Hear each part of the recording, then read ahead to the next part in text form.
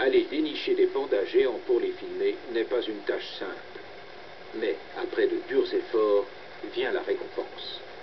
Au détour du chemin, les chercheurs entendent le couinement caractéristique de leur chant d'amour et s'approchent à pas de loup.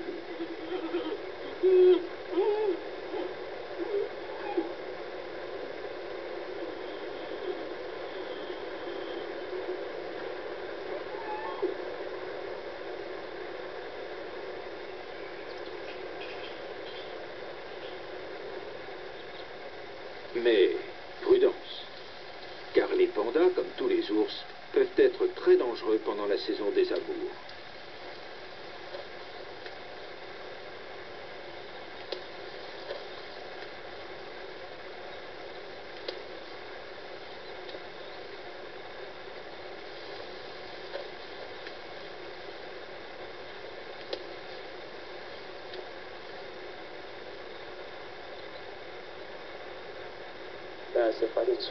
Il y a un panda en haut de l'arbre et un autre au pied de l'arbre. En haut, c'est une femelle et en bas un mâle, avec deux autres mâles à côté de lui. C'est une occasion unique d'observer dans la nature des cousins éloignés de Fei Fei.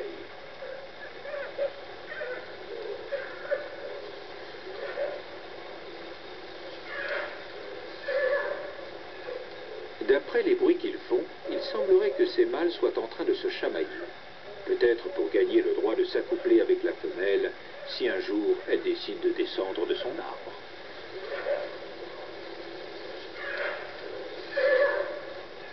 La dernière enquête effectuée en 2001 au niveau national évaluait à 1600 le nombre de pandas vivant en liberté. Mais depuis, les chercheurs du centre de Qingling ont procédé à une autre étude et sont arrivés à un résultat surprenant.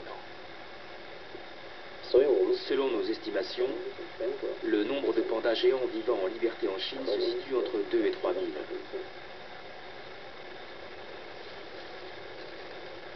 Leur population aurait donc peut-être déjà atteint le chiffre magique de 3 000.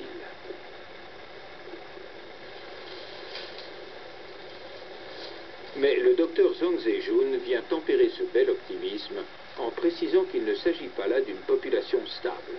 Et pour lui, le panda géant demeure aujourd'hui encore une espèce en danger.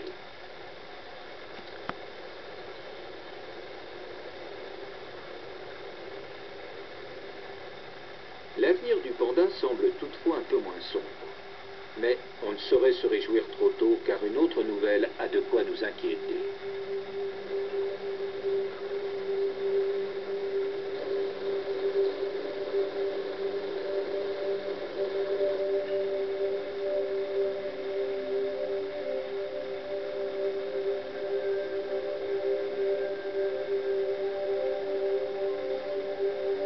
Le chercheur He Qiangbo a longuement étudié l'alimentation des pandas dans les hautes montagnes de Qingling.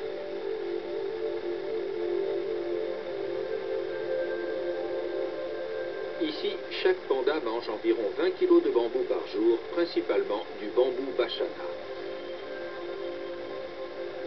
Mais il y a un grave problème. Comme vous le voyez, le bachana est en train de fleurir. Et quand il fleurit, cela veut dire qu'il est proche de sa fin. Les pandas risquent donc de se retrouver à court de nourriture et de mourir de faim. Dans les années 80, lorsque les bambous des forêts du Sichuan ont fleuri, de nombreux pandas sont morts. Et aujourd'hui, nous sommes confrontés au même problème dans la région de Qingling. Selon une légende populaire, mort et destruction succèdent à la floraison des bambous. Et la science moderne partage cette idée.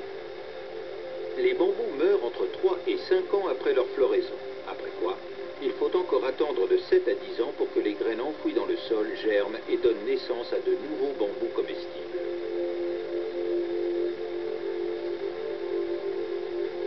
Même s'il est vrai que la population des pandas compte aujourd'hui 3000 individus, elle risque de retomber brutalement.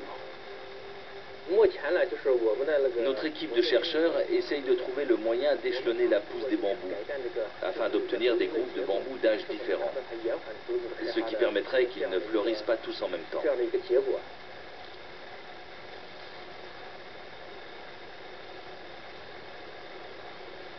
De toute façon, la floraison est inévitable. Le cycle de vie des bambous peut varier de 60 à 100 ans, sans qu'on puisse le déterminer avec précision.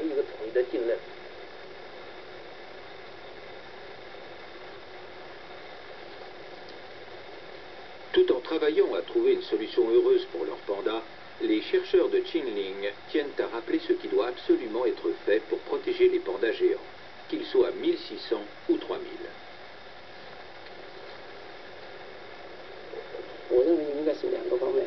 Il y a deux points essentiels. Premièrement, nous devons protéger à la fois les pandas qui vivent dans la nature et leur habitat.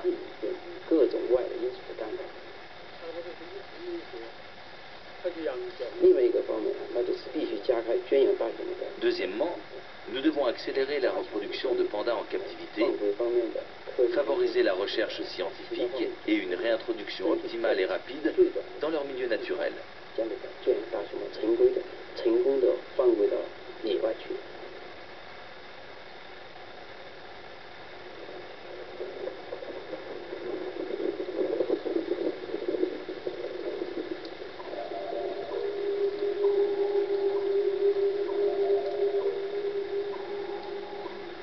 Retour à Wolong, où l'on se concentre sur sa mission, faire naître plein de petits pandas.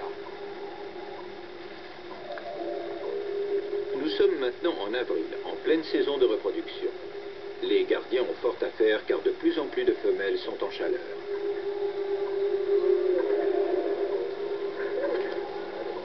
L'objectif qu'ils se sont fixés pour cette année repose en grande partie sur les performances de Wu Gang. Mais Wu Gang semble bien loin de toutes ses préoccupations. Il se fait prier.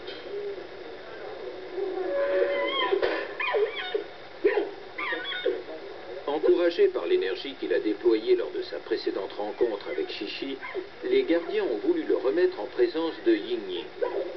Mais Wu Gang semble avoir retrouvé ses mauvaises habitudes.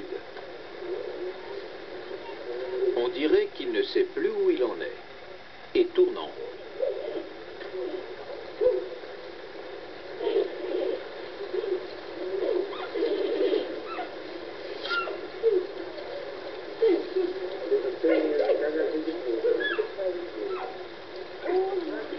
Le voilà à présent qui jette un regard désespéré autour de lui, comme s'il cherchait des encouragements ou un peu de compréhension. Déçus par son attitude, les gardiens décident d'arrêter là l'expérience. Ils cherchent à l'attirer vers la sortie. Wu Gang ne comprend pas le message. Il considère cette pomme comme de la nourriture et reste accroché à sa partenaire. Un spectacle amusant peut-être, mais que ne goûte guère Ying Ying.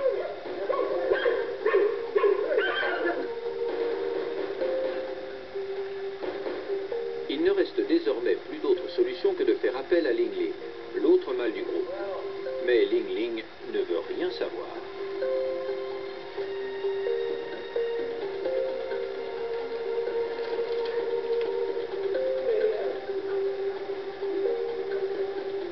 La raison pour laquelle Ling Ling refuse de coopérer, c'est qu'il est obsédé par la belle Shimei, celle qui vient de faire son apparition dans les parcs, et dont le nom signifie gaie et chanceuse.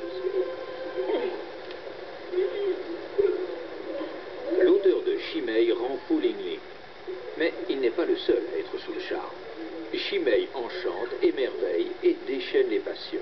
Et le plus amoureux de tous, c'est Loulou.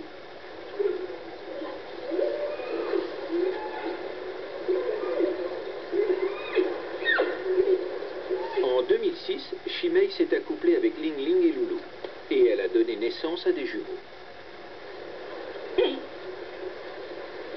Mais l'année dernière, pour une raison mystérieuse, elle est entrée en chaleur avec 6 mois de retard. Un retard qui inquiéta les gardiens et rendit Loulou si malheureux qu'il cogna pendant des semaines contre la paroi de son parc.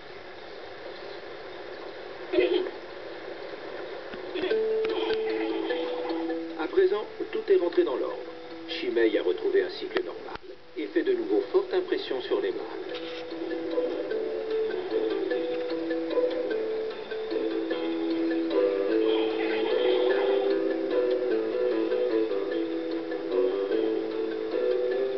Il y a quelques quelque chose chez cette femelle qui rend les pandas capturés dans la nature encore plus sauvages.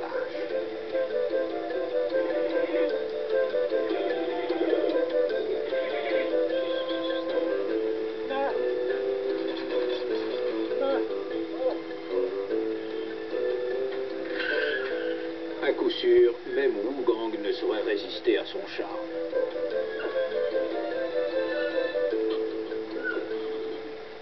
Et pourtant...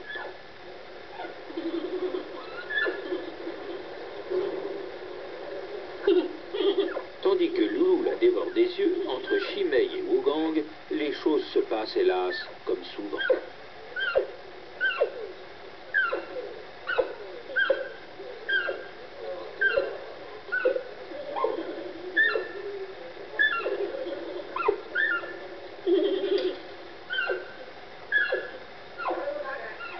À un certain moment, les rôles sont même renversés.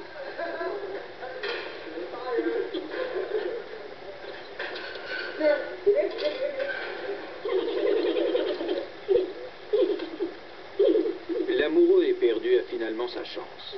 À lui de montrer à Wu Gang comment s'y prendre avec la belle.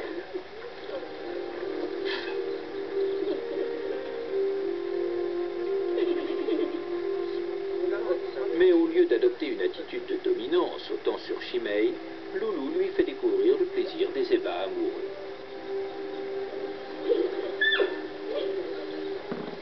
On dirait que pour eux, l'accouplement n'est qu'un jeu. Difficile de croire que c'est ce même Loulou qui s'est montré si agressif avec les autres femelles.